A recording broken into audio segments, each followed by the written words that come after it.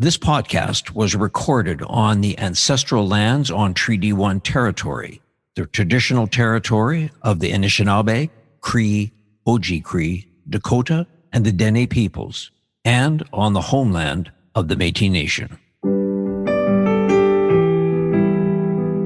This is Humans on Rights, a podcast advocating for the education of human rights. Here's your host, Stuart Murray. Children's rights. What an incredibly important topic in today's world. I am joined today by an expert who is going to talk to us about advocacy around children's rights. My guest today is Sherry Gott.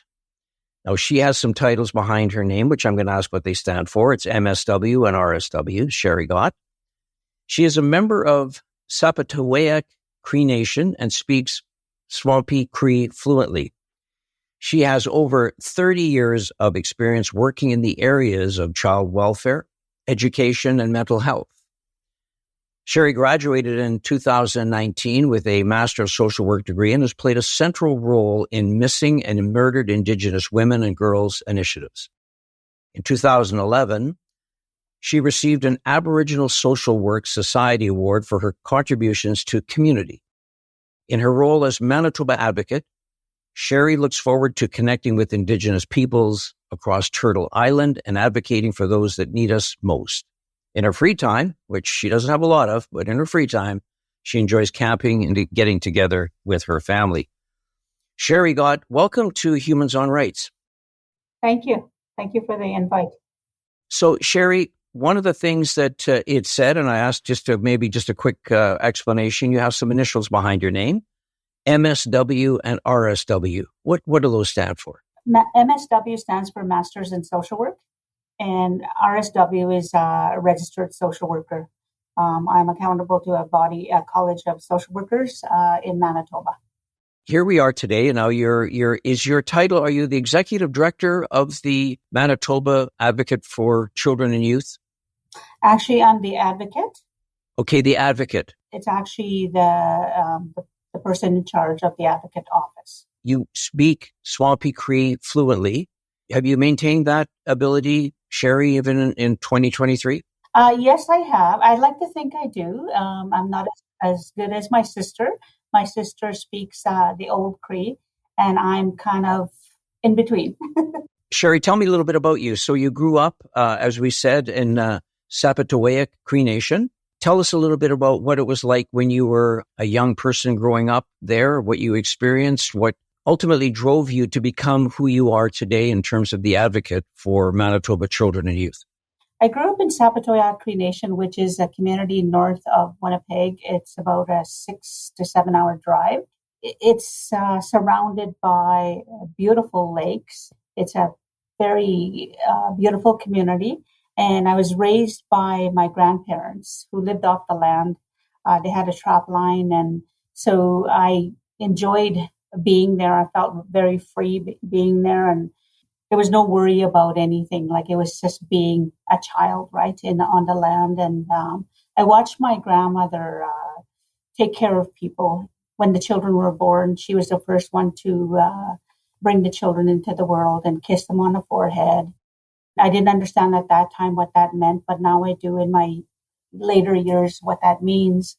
You know, unfortunately, the impact of the residential school impacted me also, and I was taken from my community when I was 7 years old and put into a residential school under the guise of neglect. I don't know how that happened, but I do know that, you know, I was taken from my grandparents and put in a residential school, and there I stayed for approximately 10 years. I loved watching my grandmother tend to people because she also looked after the people when she was kind of like the local undertaker. When people were dying, she would be the one to take care of the people that have deceased. So she was in that role of a caretaker most of her life.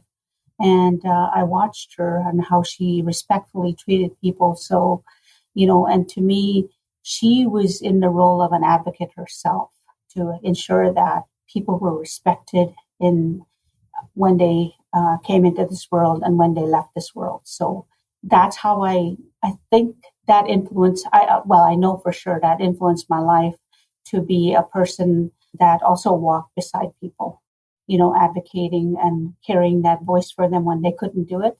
So I think that's why I am in the role I am in.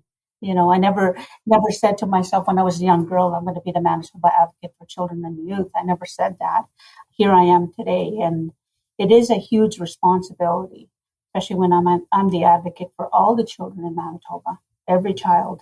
That's a huge, huge responsibility to carry. I want to be very careful how, we talk a little bit about, your earlier upbringing, Sherry, and I don't even want you to sort of go into detail, but I just think so often when you hear about the Sixties Scoop or you hear about issues with children being taken away from their parents or their grandparents or whoever was raising them, the line is, I was taken away from my parents to residential school.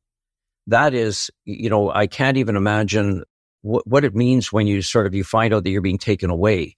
And so I apologize. I don't really want to go in an area that is might be sort of troubling for you. I appreciate you sharing it. I just want you to know that I think that as those of us that are trying to sort of learn and understand and make sense of, what is truth and reconciliation and how can we play a role in reconciliation, part of it is really understanding the emotional role that happens when someone is taken away. Mm-hmm.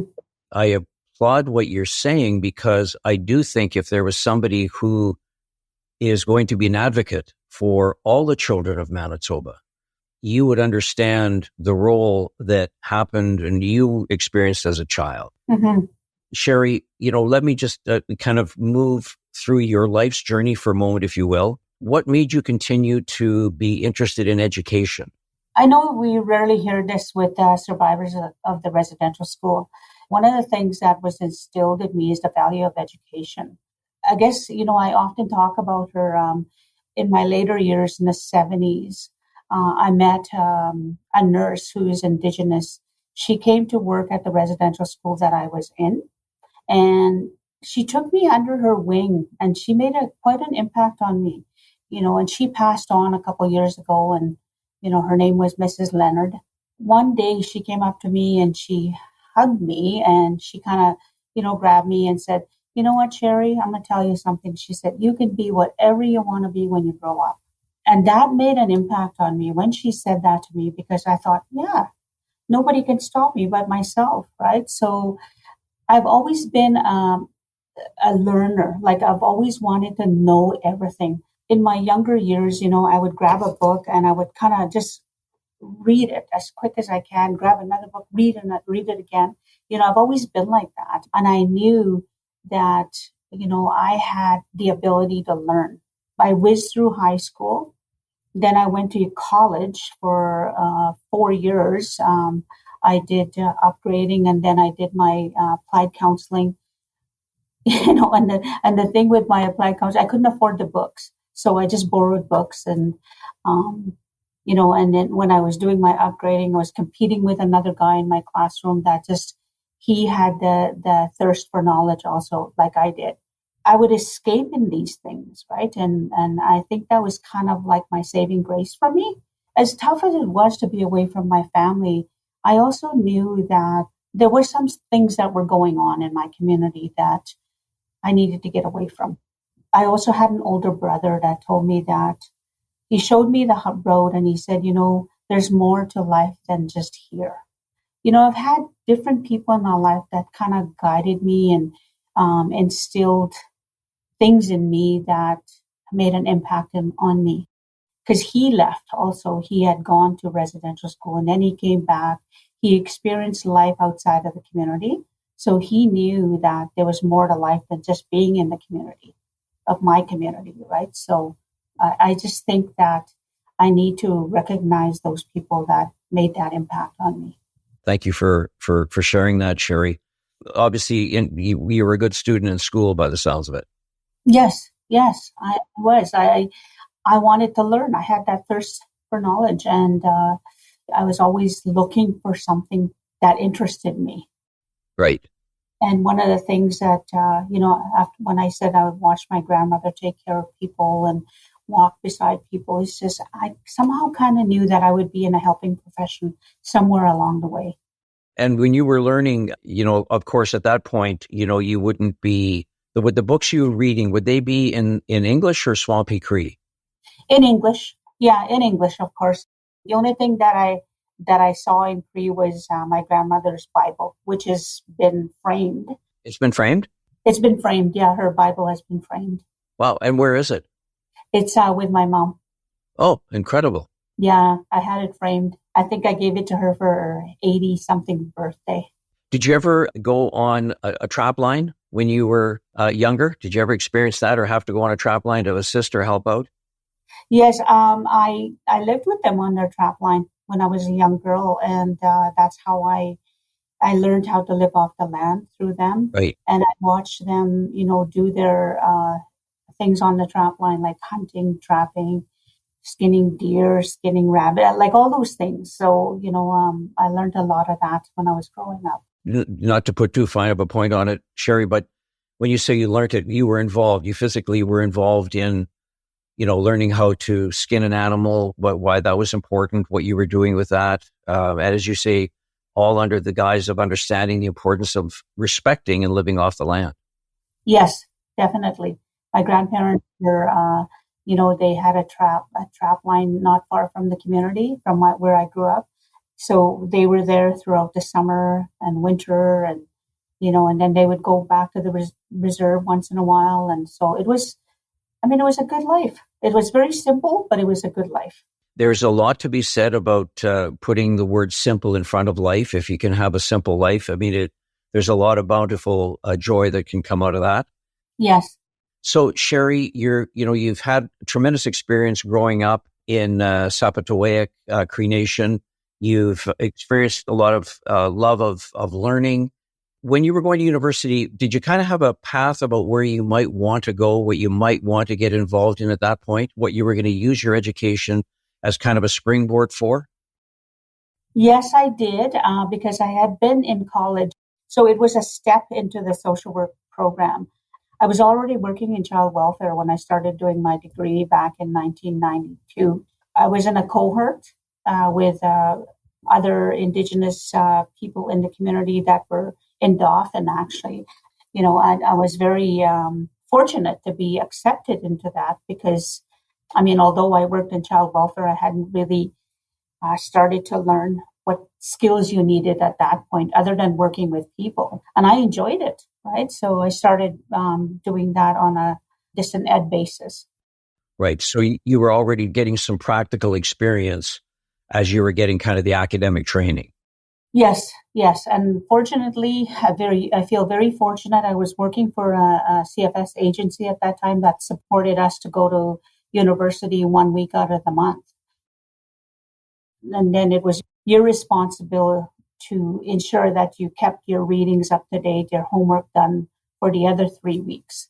So that's what the distant ed learning was about. And it's difficult. I bet. And so when you said CFS, just to clarify, so Child and Family Service? Yes, Child and Family Services Agency.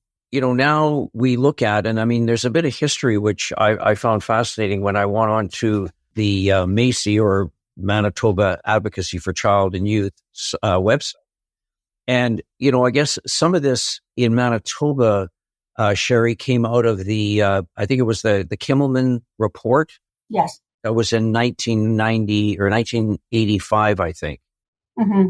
And so out of that was to do, of course, with, as you mentioned, sort of the 60s scoop. And then just the timeline I just thought was fascinating, that in 1991, Canada ratifies the United Nations Convention on the Rights of the Child.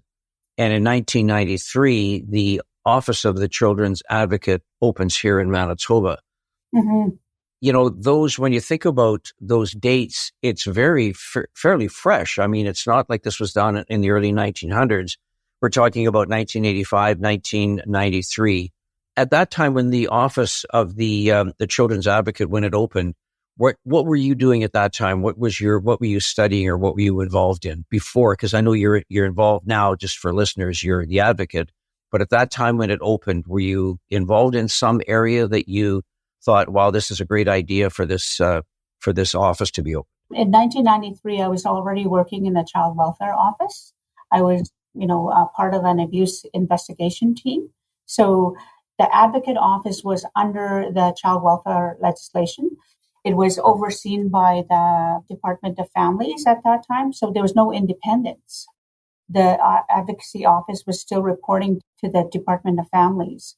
So when it became independent of any government influence, this is when they could really do some advocacy work on behalf of the children without being penalized by anybody, by an agency. We could call out agencies when they didn't provide any service to the children.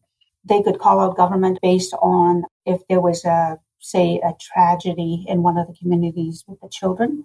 We could ask government to ensure that services are being provided to those children. Yeah, I think that the timing of all that is very important.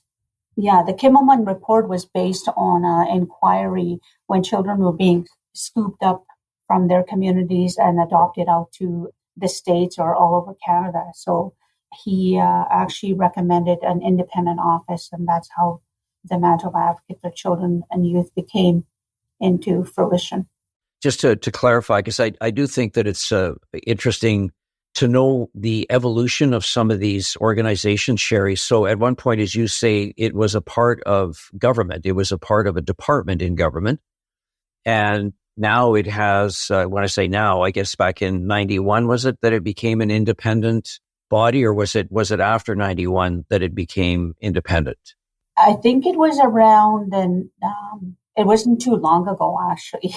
Oh, really? And I can't recall the date, but I know that in 2018, I think it was. It's been 5 years, the legislation became independent of government.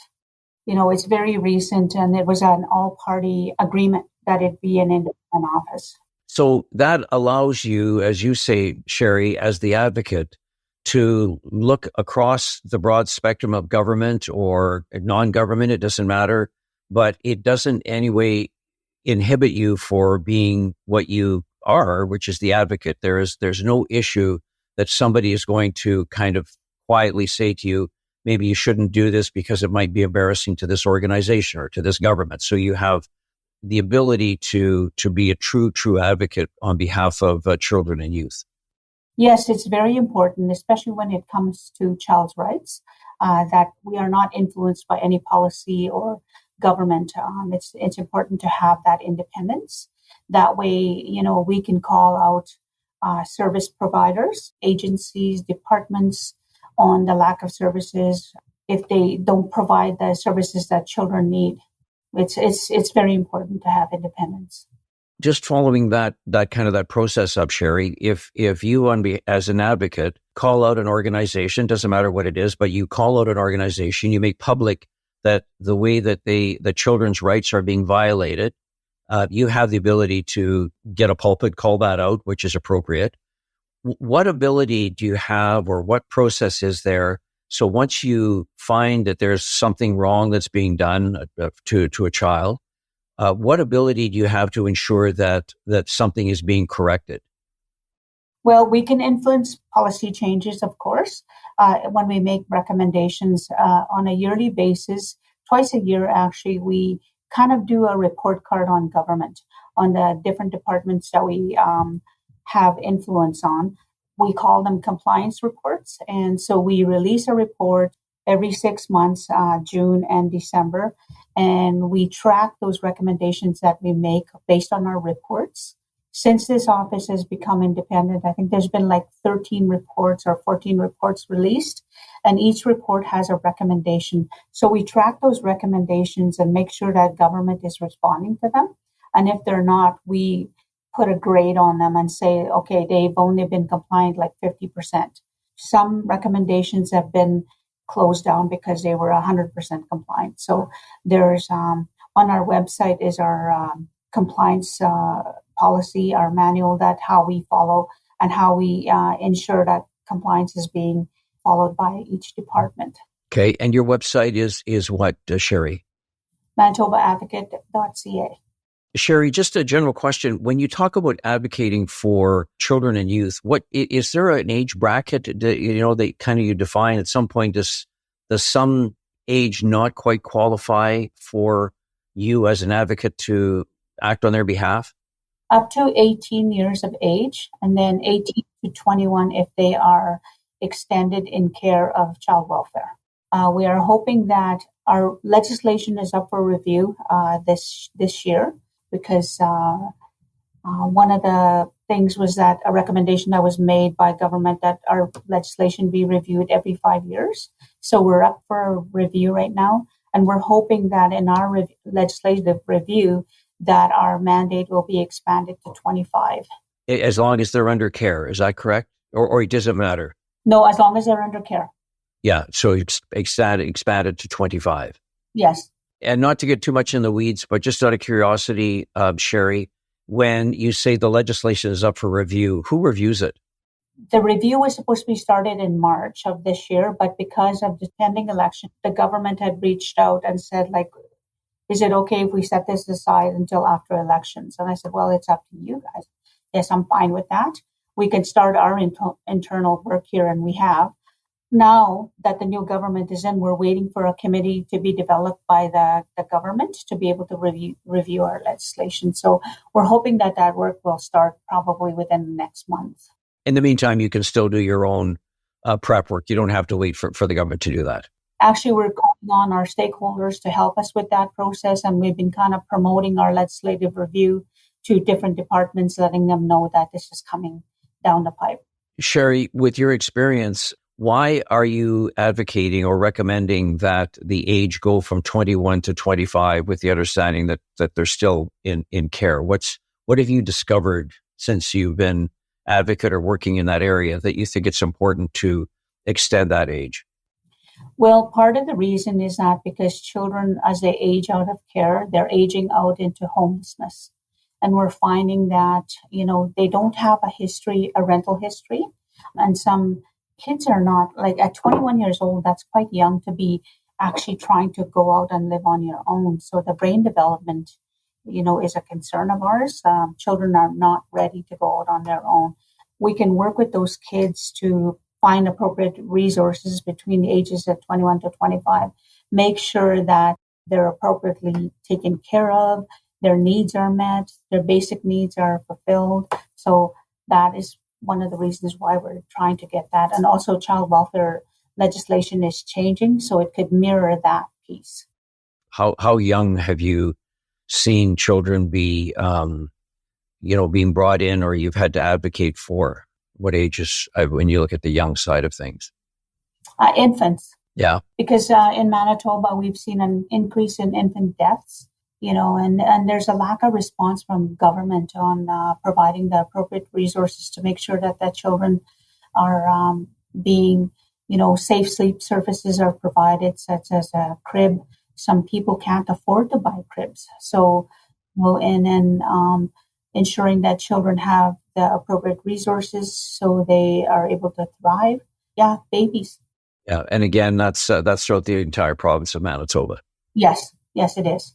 How do you? The budgeting for your office must be a very challenging. Well, it's very challenging to find a number when you realize that you're talking about infants that don't have cribs, and so you've got to have the ability to supply that to when you're talking about somebody who is getting to the age of, now 21, hopefully it's going to go to 25 as they age out. The number of areas that you are responsible, Sherry, as an advocate, is enormous. It's not 3 or 4 items that you're looking at. I mean, it's really people's lives. Yeah. For us, operationally, we are continuing to have to go to government and ask for more funds for our department. Although we're independent of government, we still have to go to them for funding. And we don't necessarily provide the resources that the children need. What we do is we advocate to ensure that they get that crib that they need. Yeah, we advocate on their behalf. We amplify their voices. That is such an important role for particularly for infants, to given a chance to be brought into the world and have a chance to succeed and be healthy and as we all know what we would like for children. Sherry, one of the things that I I went onto your website, and on the website, it talked about the top rights we work to protect of children's rights. They were all there under the various articles. The right to express opinions and be heard was number one on that, what you checked. Give us a little explanation about what does that mean when when you're looking at the fact that that's one of the top rights you work to protect, the right to express opinions and be heard. What does that entail? One of the things that we do here at our office is we have a youth ambassador squad, which is YAS. It's made up of youth from ages up to 18. And what we do is we have them, when we release reports at our office, we have them review our report, and they have a right to their opinion on that report. And they have a right to be heard. If they provide an opinion based on that report, based on a recommendation, we actually ensure that their voices are in that report. So that is how we use that right. Every child has a right to be heard by an adult. From your experience, have you released a report that perhaps has been challenged on that basis from the youth ambassadors? Yes, we've released several reports. We have every 2 hours, which is a domestic violence report. We also have released Tina Fontaine report, which included the youth voice. We've released several reports, Aisha Hudson reports, the Memengwa Project report that was released just recently. So, and we have the youth voice there. You mentioned every 2 hours. Mm-hmm. What is that report? It's a report about the experience of children experiencing domestic violence within their family, and they are impacted by that social issue. A child, when they experience domestic violence, it creates a lot of fear within their homes, and so children have a right to express that. Right. So our report, our youth ambassador squad was a huge. They provided input into that report, and their voice was heard, and how it impacted them. In other words, I mean, they're feeling that from their perspective, their voice is being heard. Yes, definitely. Yes. I won't go through all 5 of them, although I'm going to read all 5, but I'm just going to ask you maybe to comment on a couple, please, Sherry. So the first one I mentioned, Article 12 of the top rights that you're working to protect. Article 12, right to express opinions and be heard. Article 9 is the rights to contact with family. Article 25, right to quality services while in government care. And Article 27, right to food, clothing, and safe home. Article 24, right to physical and mental health care. Let's talk a little bit about Article 27, right to food, clothing, and safe home. Well, I mean, that's a basic need, right? Food, shelter, and home. I think that, children have a right to that, to be provided a home that is safe for them and meets all their basic needs. Children need that to be able to thrive, to be able to succeed in life and go on to college, university, graduate from high school, right? So those foundations are needed for that child to thrive. And so, Sherry, if you're looking at sort of those rights, the right to food, clothing, and safe home, is there a difference in terms of your position as an advocate to, for example, if you're advocating on behalf of a First Nations child who may be living on the reserve versus a family who's moved into a city? Is there any difference in how you advocate for that child or the ability for you to advocate for that child? No, there is no difference. I can't see, what the difference would be. The only thing is in First Nation communities, there's a shortage of housing, of course, but as long as a safe environment is provided for that child, right? So we would still advocate no matter what. Right. Every child is unique, of course, and every family is unique. We try not to paint every a child or family with the same brush. Children's needs are different, community needs are different. So we try to work in a way that's respectful. Sherry, just when I listen to you and look at your background and what you've done, and I've gone through the MACI, the Manitoba Advocate for Child and Youth Services website. I'd just be curious to see. I mean, we're recording this podcast relatively early in the day, in the business day. And before we started recording, I said, "How are you doing?" She said, "It's been a busy day." Yes. Tell me a little bit about, I don't think there's probably such a thing as a typical day for Sherry Gott, but just share with the listeners what a day that you would like to share, that's something so people get a sense of what a day in the life of the advocate is like in Manitoba. Well, I mean, one of the things is that, every day we receive some kind of news that a child has been impacted by lack of services in Manitoba. And it's very sad when, we hear children have died as a result of a child death, as a result of lack of, services in the communities, suicide, lack of mental health services, advocating for a child that's just walked in through the streets, looking for a bus ticket or a safe place to go. We ensure that, my officers, they ensure that they reach out to the appropriate services for that child. I get emails constantly from different people, and it's like that right from the minute I wake up, my phone starts buzzing. So it's very busy, and also ensuring that, our reports are done in a timely fashion, respectful, meeting with community, trying to develop relationships, and we're not so stuck just in Winnipeg. We have Manitoba, the whole province. I've been reaching out to various First Nations to try and work with them. As you know, I don't know if you know this, but the child welfare world is changing. Federal legislation is being incorporated into Manitoba of child welfare. And I'm hoping that we could work with most of our First Nation communities to ensure that those children continue to receive services. So it's very busy, I must say that, and there's staff. I have a staff of 45 people. There's a change in government, so we've had to pivot in a way where we can ensure appropriate services are provided to children and families. So there's a lot to do. Yeah, for sure. I've been in my role for 1 year now.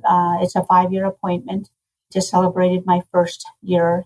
There's a potential that I could be reappointed for another 5 years, and I can only serve two terms, and that's it. So I'm going to try my best to do as much as I can in the 5 years that I've been appointed.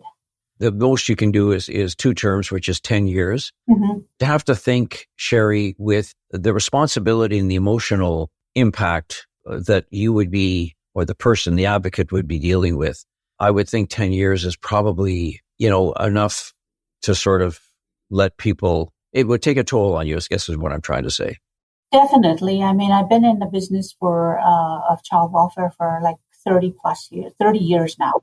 Yes, it's taken a toll. It would take a toll, especially at the pace that we're at here at the Advocate Office.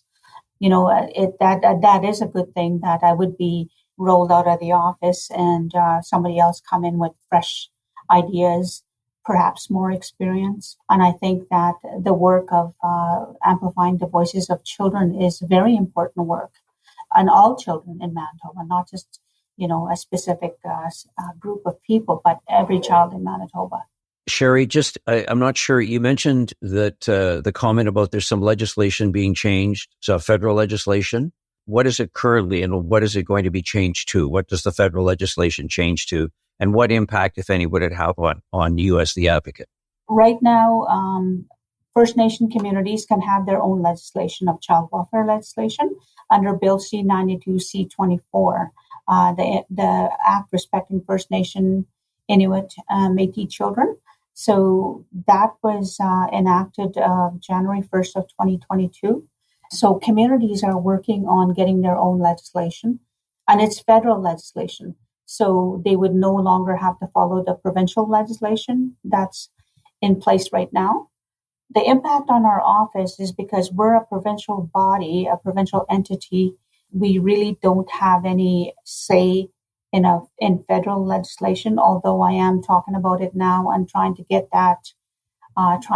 into some of MOUs with First Nations so we can continue to work and amplify the voices of those children.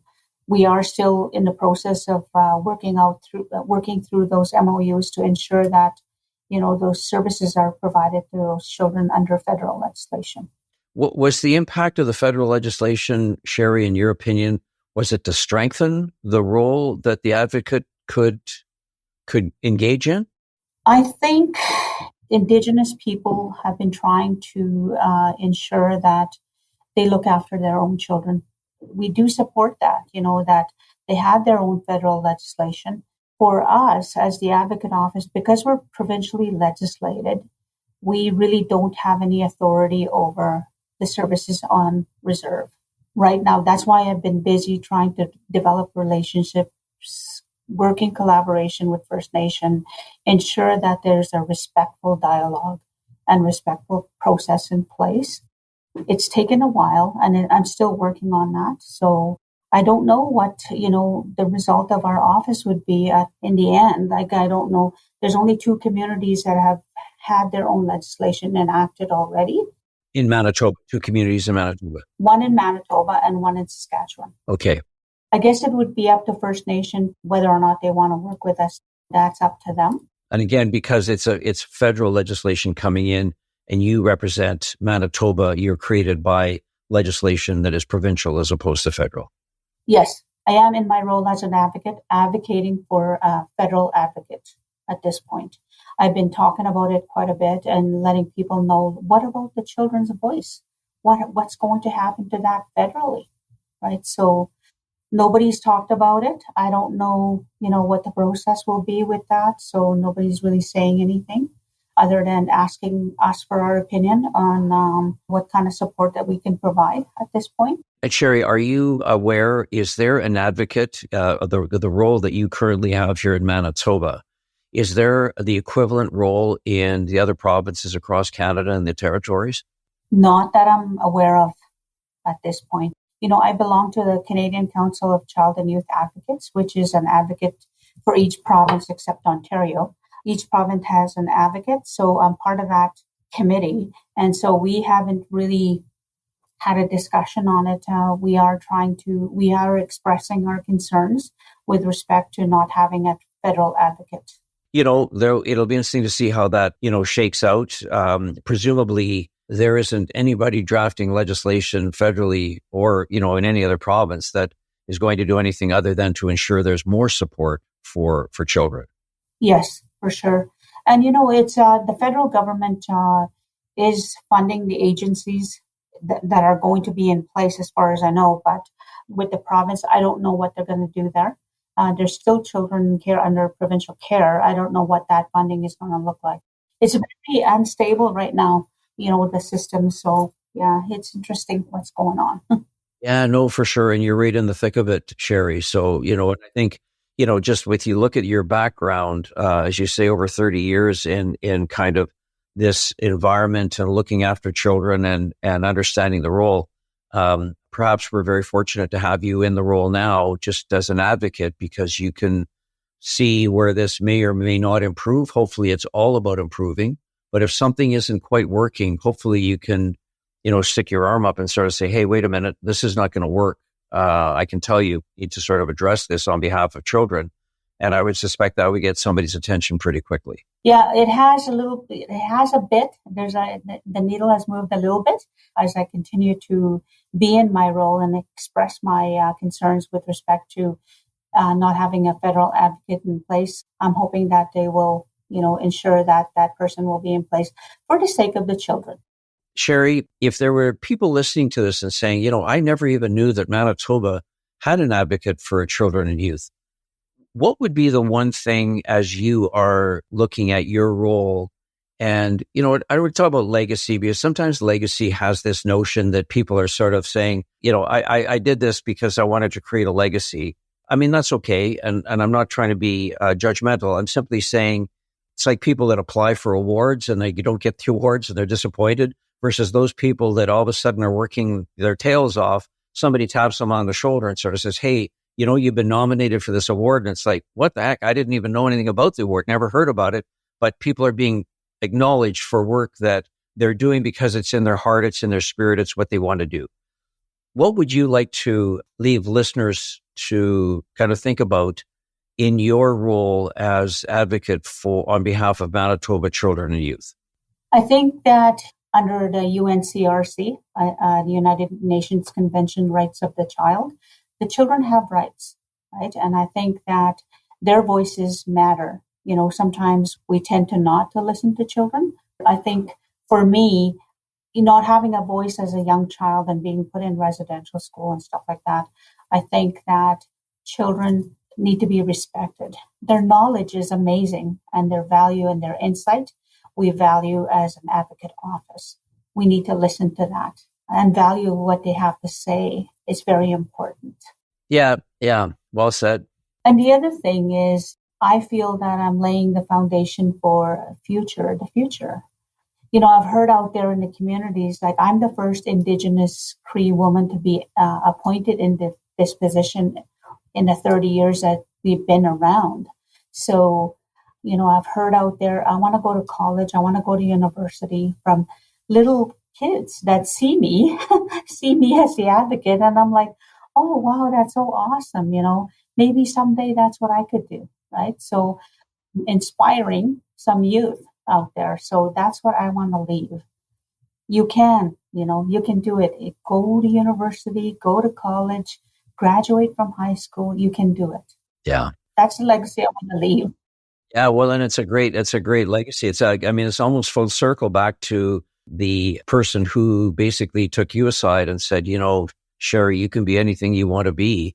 Yes. Look at how you've used that to put yourself in a position to advocate on behalf of all the children and youth in Manitoba. Pretty impressive, Sherry Gott, must tell you. Pretty impressive. Thank you. Thank you so much. We'll keep in touch, and I appreciate you taking some time to speak to me on Humans on Rights about children's rights. There's a lot to be watched on this, a lot to be unpacked, but clearly I think in Manitoba, we can take a little bit of comfort, maybe more than a little bit, a lot of comfort, Sherry, that somebody like you has taken on the role to advocate for all the children and youth in the province of Manitoba. Thank you for what you do, and thank you for what you will continue to do. And again, finally, thank you for taking time to be on Humans on Rights. I appreciate your time. Thank you so much. And and thank you for inviting me again. Thanks for listening to Humans on Rights. A transcript of this episode is available by clicking the link in the show notes of this episode. Humans on Rights is recorded and hosted by Stuart Murray. Social media marketing by Buffy Davey. Music by Doug Edmond. For more, go to humanrightshub.ca. Produced and distributed by the Sound Off Media Company.